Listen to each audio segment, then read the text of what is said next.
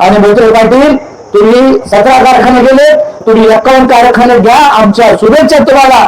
पण शेतकऱ्याच्या वतीने तुम्हाला कळकळीची विनंती की माई शपथ तुम्ही आमच्या सगळ्यांचे पैसे द्या. आणि पुन्हा एकदा तुम्हाला सत्काराला येऊन वकील साहेब खुलीत नाही आले तुम्ही मोठा हार घेऊन एकटाच येतो, तर तुम्ही आमचे पैसे द्या. आणि भविष्यात ह्या वैद्यनाथ नगरीत ते आंदोलन करण्याची वेळ येऊ नये अशी आम्ही अपेक्षा देऊ. कारण तुम्ही चट्ट थकीत नाही, अनेक कारखाने थकीत आहे. तिथे देशमुख साहेबांच्या दारात जायचे आम्हाला उद्याच्याला, जयमतच्या तिथे जायचंय. असं नाही की आम्हाला काहीतरी येतोय आणि आम्ही तुमच्यावरच आंदोलन करतो. परंतु आम्ही कुठेही आंदोलन करू, पण मुंडे साहेबांच्या स्मारकापुढे आंदोलन करण्याची वेळ बोत्रे पाटील तुम्ही येऊ द्या नका. एवढं तर खरंय की आंदोलन केल्यास भेटतंय हे आता सगळ्यांना कळालंय. ऊस दर भेटला का नाही? 2400, 2200, 2500च्या वर कुणी देणार नव्हते. 2775 होईना आपल्या पदरात पडले. मी आज 1000 टन ऊस काढतोय. पैसे किती वाढले? 2.5 लाख रुपये मला जास्त आले. त्याच्यातले 10-15 हजार गेले तर गेले डिझेलला. कुठवर बी चाला वकील साहेब, लातूरला चाला, पुण्याला चाला, कुठे बी चाला. 2.5 लाख वाढले, 10-15, 40 हजार अजून गेले. दरवर्षी घालू, पण हा लढा कायम ठेवू. आम्ही तुमच्या सोबत आहे. 10,000 मुलीला पाठवायचे म्हणून त्याचे चेन मोडले, जोडे मोडले. आणि मग त्या जोडवे तर लागतातच. ते सोनार म्हणले ताई मग जोडवे मोडू नाही, त्या म्हणले मी छोटे करते. एवढी बेकार अवस्था शेतकऱ्याची असती की माझ्या मुलीला मला 10,000 पाठवायचे, पण 10,000ची भरती झाली नाही, 9,500च होईल. ते मला बी भरून 500 टाकतो, ताई हे 10,000 धरा तुम्हाला. खरंच वाईट अवस्था आहे. शेतकऱ्यांनी एक काळ याला राजा समोरलं जातंय, शेतकरी राजा म्हणलं जातंय, पण आज खायचे वांदे. शेतकऱ्याला भीक कुणी दिली जात नाही. आणि आमच्या घामाचे पैसे जरी वेळेवर मिळत नसतील तर हे शेतकरी टिकणार नाही, कोणमणला जाईल. आणि तीच परिस्थिती ऊस तोडणी ठेकेदारांनी ट्रॅक्टरवाल्याची, त्यांचा तर विचारूच नका. ट्रॅक्टरवाले फायनस आहे. कशावर कर्ज घेतलंय ट्रॅक्टरवाल्यांनी? गोल्ड लोन करतय, बचत गटाचे पैसे घेतय, आयसीआयसी बँकचे घेतय, आमच्या सारख्या राहिलेल्या पतसंस्थेचं घेतय, उरलं सुरलं 3 रुपयानं 2 रुपयानं सावकाराचं घेतय आणि या कारखान्याला ऊस पुरवठा करतय. सगळ्यात मोठं योगदान आहे, त्याचे पण पैसे आज नाही. आज या ठिकाणी थकीत ऊस बिलाच्या जो हे आंदोलन आहे, या आंदोलनास आमचे शेतकरी संघर्ष समितीचे सर्व सन्मान्य सदस्य, संबंध तालुक्यातूनच प्रातिनिधिक स्वरूपात उपस्थित असलेले सर्व शेतकरी बंधू मित्रांनो, आंदोलन अनेक झाले आपल्यासाठी, या भागासाठी, या कारखान्यासाठी.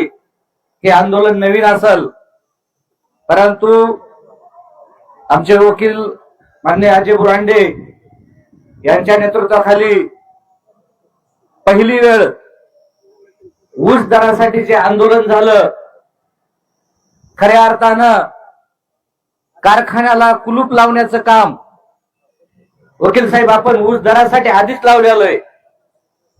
आणि ते आम्ही आंदोलन यशस्वी झालं. केवळ आंदोलन नाही तर आमच्या समितीनं याच कारखान्याच्या युनिटचं त्यांनी जाहीर केलेल्या दराबाबत आम्ही स्वागतही केलेलं आहे. कुठंतरी आम्हाला काहीतरी करायचंय, कुठंतरी निवडणुका लढवायच्यात का, काहीतरी आम्हाला साध्य करायचंय का, हा कुठलाही हेतू नसून केवळ शेतकऱ्यांचं भलं झालं पाहिजे या उद्देशानं आज ऊस संघर्ष समिती तयार झाली. आणि ह्या समितीचं व्यापक स्वरूप करणं गरजेचं आहे. अनेक आंदोलन होणार आहेत, आंदोलन केल्याशिवाय काहीच भेटणार नाही, हेही सत्य आहे. आणि म्हणून आज कल्पना नसतानाही घातलेल्या ऊसाचे पैसे मिळावे यासाठी या ठिकाणी आंदोलन करावं लागतं. हे दुर्भाग्य. या युनिटचे प्रमुख सन्मान्य बोत्रे पाटील, तुम्ही 1, 2, 4, 17 कारखाने घेतलेत, 21 करा, 51 करा, आम्हाला काही हरकत नाही. तुम्ही उंचाक दर जाहीर केला, आम्ही तुमचं स्वागत केलं, पुढेही स्वागत करू. परंतु शेतकऱ्यांचं जे पोट आहे हातावर आहे. 20 टनाच्या, 15 टनाच्या, 25 टनाच्या वर कुणालाच उतार नाहीये. सोयाबीन गेलेलं आहे, कापूस गेलेला आहे, खरीप रब्बी गेलेलं आहे, आणि कुठंतरी 2 पैसे ह्या ऊसाचे होणार होते, ते ऊस आपल्या कारखान्याला गाळापास देऊन आज त्याच्या खिशामध्ये 5 पैसे नाही. एवढी वाईट अवस्था. वकील साहेब, मागच्या महिन्याची गोष्ट आहे, एका सोनाराकडे एक ताई आल्या होत्या आणि त्यांनी 10,000 मुलीला पाठवायचे म्हणून त्याचे चेन मोडले, जोडवे मोडले, आणि मग त्या जोडवे तर लागतातच. ते सोनार म्हणले, ताई मग जोडवे मोडू नाही, त्या म्हणले मी छोटे करते. एवढी बेकार अवस्था शेतकऱ्याची असती की माझ्या मुलीला मला 10,000 पाठवायचे, पण 10,000ची भरती झाली नाही, 9,500च होईल. ते मला बी भरून 500 टाकतो, ताई हे 10,000 धरा तुम्हाला. खरंच वाईट अवस्था आहे. शेतकऱ्यांनी एक काळ याला राजा समोरलं जातंय, शेतकरी राजा म्हणलं जातंय, पण आज खायचे वांदे. शेतकऱ्याला भीक कुणी दिली जात नाही, आणि आमच्या घामाचे पैसे जरी वेळेवर मिळत नसतील तर हे शेतकरी टिकणार नाही, कोणमणला जाईल. आणि म्हणून आंदोलन आहे. कधी आंदोलन आहे तर कधी होणार आहे. आपल्याला ही व्यापक चळवळ कायम चालू ठेवावं लागणार आहे. ठीक आहे, तुम्ही आम्हाला आश्वासन देतायत. काल मी कारखान्याने विनंती केली की आम्ही एवढ्या तारखेपर्यंत देऊ, परंतु काय असतंय, ऑलरेडी जे उशीर झालाय तो पण खूप आहे. तुम्ही दिलेल्या 4-2 तारखा तो पण मिस झाल्या, आणि मग आज तुमच्यावर विश्वास कुणी ठेवायचा ते तुम्हाला आता सिद्ध करावं लागेल. ठीक आहे, आमचे वकील साहेब म्हणल्यामुळे आम्ही काय असं पोते पिशव्या घेऊन नाही आलो की तुम्ही आम्हाला त्या पैसे लगेच देणार आहेत, परंतु कुठंतरी त्यांनी पण 2 पावलं पुढे येऊन शेतकऱ्याची सहानुभूती दाखवायला पाहिजे. आणि एवढ्या मोठ्या युनिटमध्ये एवढं जर आंदोलन पैशासाठी उभा राहत असेल तर त्यांना 2 दिवसाच्या वर सध्या पैसे द्यायला लागत नाही. 10 कोटी, 20 कोटी, 50 कोटी रुपये त्यांच्यासाठी अवघड नाहीयेत. आणि म्हणून कारखाना व्यवस्थापनानं एवढा वेळ न घेता अवघ्या काही 2-4 दिवसामध्ये ऊस बिलाचा जो प्रश्न आहे तो मार्गी लावायला पाहिजे, आणि शेतकऱ्यांना त्यांच्या खात्यात पैसे वर्ग करून न्याय द्यावा. तीच परिस्थिती ऊस तोडणी ठेकेदारांनी ट्रॅक्टरवाल्याची.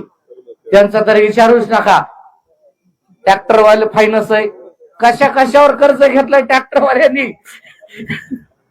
गोल्ड लोन करतय, बचत गटाचे पैसे घेतय, ICICI बँकचे घेतय, आमच्यासारख्या राहिलेल्या पतसंस्थेचं घेतय, उरलं सुरलं 3 रुपयानं 2 रुपयानं सावकाराचं घेतय, आणि या कारखान्याला ऊस पुरवठा करतय. सगळ्यात मोठं योगदान आहे, त्याचे पण पैसे आज नाही. आणि कर्मचाऱ्याचं त्यांचं आता काय, महिन्याला पगार झाली तर मुलाची फीस भरायची, महिन्याला पगार झाली तर किराणावाल्याचे पैसे द्यायचे, शहरात राहिलं तर भाडं द्यायचंय. त्यांना दुसरं कामही करता येत नाही. आता ह्यांच्याकडे असणारा माणूस का आता वजन जाईल का? यांच्याकडे असणारा माणूस का पंक्चर काढेल का? आणि मग तुमच्याकडे जर तो ड्युटी करत असेल तर तुमचं काम आहे की त्यांना दर महिन्याला त्यांची पगार केली पाहिजे. आणि तिन्ही गोष्टी ऊसमोदक असतील, तोडणी वाहतूक ठेकेदार असतील आणि कर्मचारी असतील, अत्यंत हातावर पोट घेऊन जगणारे माणसं आहे. आणि बोत्रे पाटील, तुम्ही 17 कारखाने गेले, तुम्ही 51 कारखाने घ्या, आमच्या शुभेच्छा तुम्हाला. पण शेतकऱ्याच्या वतीनं तुम्हाला कळकळीची विनंती की माई शपथ तुम्ही आमच्या सगळ्याचे पैसे द्या. आम्ही पुन्हा एकदा तुम्ही आला सत्काराला येऊन, वकील साहेब खुलीत नाही आले तुम्ही मोठा हार घेऊन एकटाच येतो, पण तुम्ही आमचे पैसे द्या. आणि भविष्यात ह्या वैद्यनाथ नगरीत तरी आंदोलन करण्याची वेळ येऊ नये अशी आम्ही अपेक्षा ठेवू. कारण तुम्हीच एकटा थकीत नाही, अनेक कारखाने थकीत आहेत. तिथं देशमुख साहेबांच्या दारात जायचंय आम्हाला उद्याच्याला, जय महेशच्या तिथे जायचंय. असं नाही की आम्हाला काहीतरी येतोय आणि आम्ही तुमच्यावरच आंदोलन करतो, परंतु आम्ही कुठेही आंदोलन करू, पण मुंडे साहेबांच्या स्मारकापुढे आंदोलन करण्याची वेळ बोत्रे पाटील तुम्ही येऊ द्या नका. 100% चर्चा करा, चर्चेतून मार्ग काढू, आणि निश्चित अशी वेळ पुन्हा येऊ नये अशी मी विनंती करतो. आणि या ठिकाणी थांबतो. आपण सर्वजण आलात, खरंच तुमचं 2 अभिनंदन. एक आलात आणि एवढ्या वेळ बसलात, याच्यासाठी 2दा अभिनंदन. आणि परत परत आपण येत जाऊ. इथं सांगितलं वक्त्याने की 12 गावचे लोक, 12 पक्षाचे लोक, मी बी एका पक्षाचा आहे, अनेक कार्यक्रमाला या गडावर आलोय, परंतु आज एक शेतकरी म्हणून मी या ठिकाणी उपस्थित आहे. आणि कायम केव्हाही वकील साहेब जेव्हा जेव्हा आंदोलन होईल तेव्हा तेव्हा शेतकऱ्यासाठी आपण त्या ठिकाणी येणार आहेत की आपण शपथ घेतली, आपण सर्वजण या आणि निश्चितच एक शेतकऱ्यासाठी एक नवं आंदोलन, आपण एक नवी चळवळ या ठिकाणी उभा करू. एवढं तर खरंय की आंदोलन केल्यास भेटतंय हे आता सगळ्यांना कळालंय. ऊस दर भेटला का नाही? 2400, 2200, 2500च्या वर कुणी देणार नव्हते. 2775 होईना आपल्या पदरात पडलेत. मी आज 1000 टन ऊस काढतोय. पैसे किती वाढले? 2.5 लाख रुपये मला जास्त आलेत. त्याच्यातले 10-15 हजार गेले तर गेले डिझेलला. कुठवर बी चाला वकील साहेब, लातूरला चाला, पुण्याला चाला, कुठे बी चाला. 2.5 लाख वाढले, 10-15, 40 हजार अजून गेले. दरवर्षी घालू, पण हा लढा कायम ठेवू. आम्ही तुमच्या सोबत आहे, तुम्ही लढत राहा. मला या ठिकाणी बोलायची संधी दिली. इन्क्लाब जिंदाबाद.